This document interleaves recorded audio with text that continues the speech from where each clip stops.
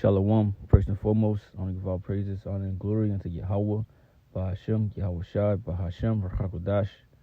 Dub honors to the apostles and the elders of Great Millstone. Peace and salutation to the Achiam, to the elect, that are scattered, throughout the four corners of this earth, are pushing the truth and faith and sincerity. I'm the brother Shemala from the GMS Houston camp, and this lesson is going to be entitled Forsake Egypt, just like our forefathers. And what I mean by Egypt, talking about this place, America, which in the scriptures is referred to as Babylon the Great, right? Mystery Babylon. All right, that's the secret name or the code name for America in the scriptures. Okay, it's not going to say literal America, because if it said that, then you think that these people will let us have the Bible? You think they really let us read these scriptures?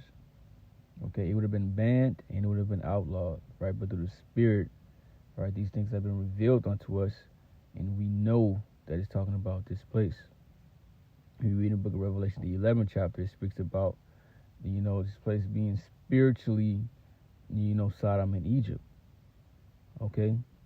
And also Deuteronomy 28:68, right, when it says that the Israelites, us, right, the Negroes, Latinos, Native Americans, but this is during this time, right, this was, well, no, you had the Northern Kingdom that actually, went into slavery on ships as well. Okay? But, you had the Southern Kingdom that came over here. Okay? Or was it 16, 18, 16, 19 on ships, right, to this place, right? We were brought, over here. All right? And it called it Egypt, right? But you don't need ships to go to Egypt. All right? It was talking about this place, America. So when we say forsake Egypt, it's like our forefathers, right? Back in Egypt, Egypt was a great kingdom that flourished, and a person that had a big part in that was Joseph. All right, which he was one of the sons of Jacob. Okay, which is he's a forefather, unto us. Okay, so he had a big part in that.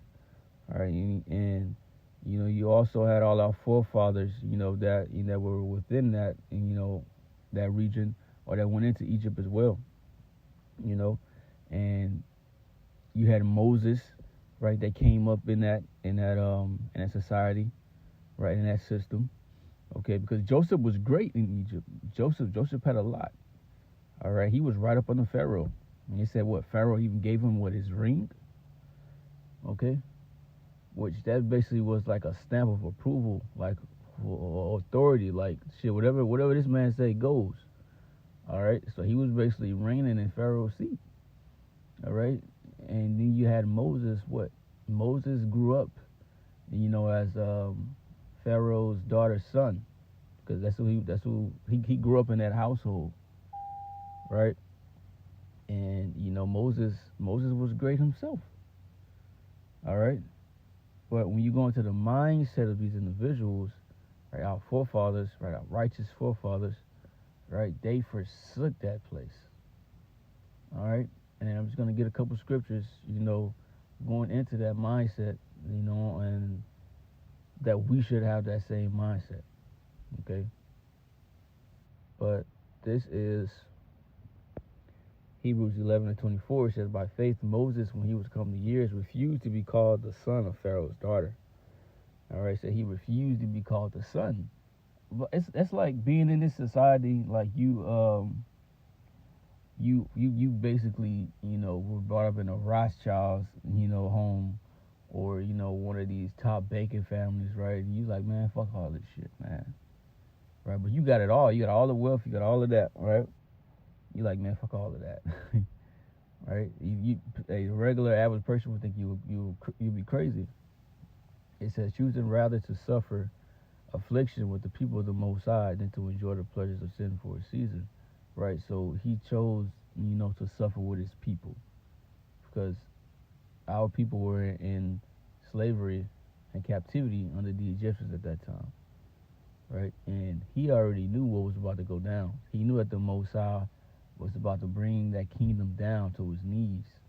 So like, why would I just sit here and enjoy all of this shit, right, when it's about to be destroyed?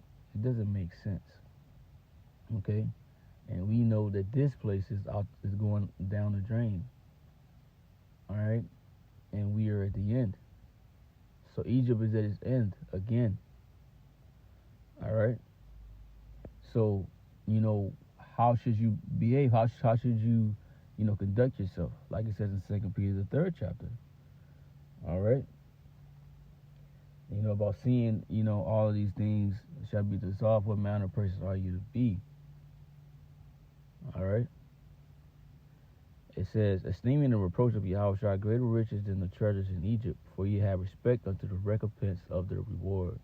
So he was looking ahead onto what we were going to receive, the things that were promised, right? And Yahweh is the one, who's going to bring these promises to pass, right? Because it's through his sacrifice, that these things are able to happen, right? They're tied unto him, okay? But you see, our forefathers was looking ahead, man, and had that faith, the things that were to come, right, from Yahweh Bashem Yahweh Shai, and not caring about the current world, not caring about the riches, not caring about the things that were going on here.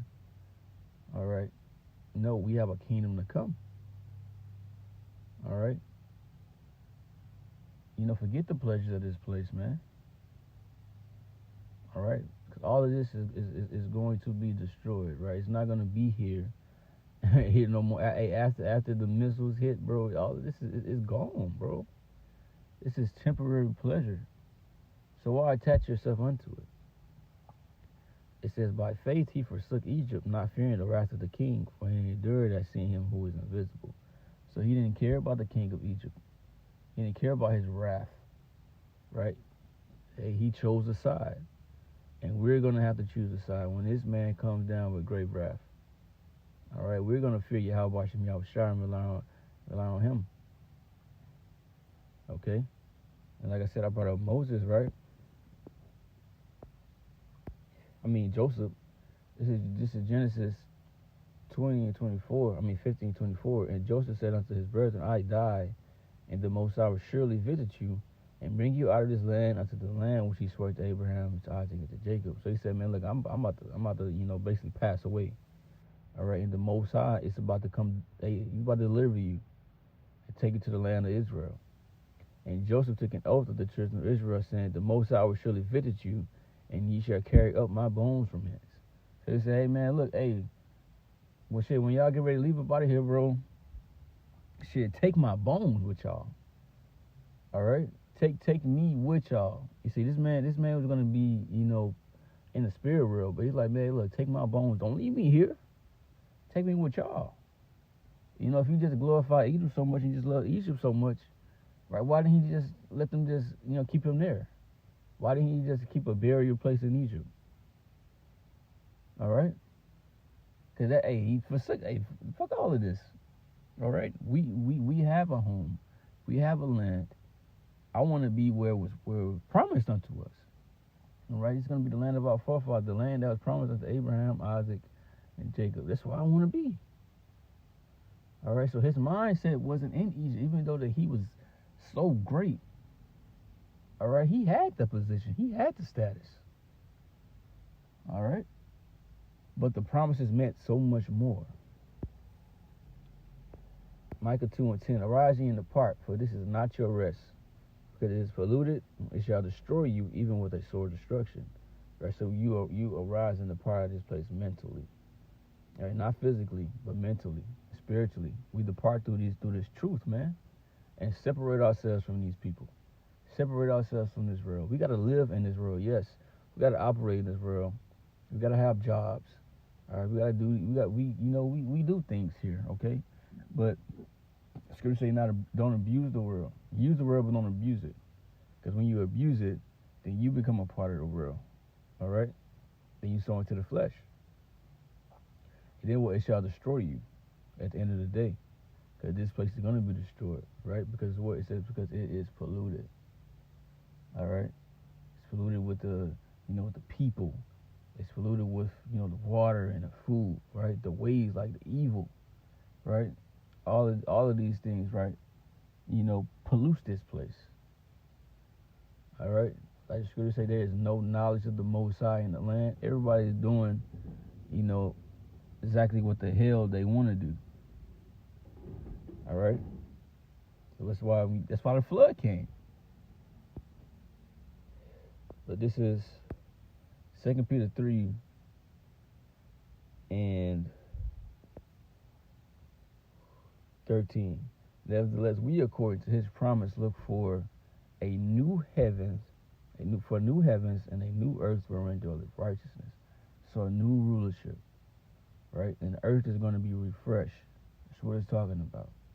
The earth is going to be restored to its natural strength, okay? And the Israelites are going to be in a rulership, right? A righteous kingdom. This is what we are looking for, according to his promise. Not according to whatever this place has to offer, but according to his promise. That's what we're looking forward to. All right? Wherefore, beloved, seeing that you look for such things, be diligent that you may be found of him in peace, without spot, and blameless. How do you do that? Separate yourself from this place.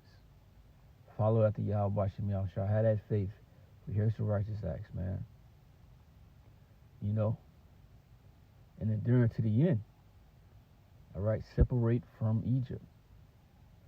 All right? Forsake this place. Forsake the pleasures of sin for a moment. Right? And suffer right now with your people. All right? Which right now our people will be the elect. All right? And we hope to be in that number. So, with that, I hope this is edifying. I'm going to say shalom.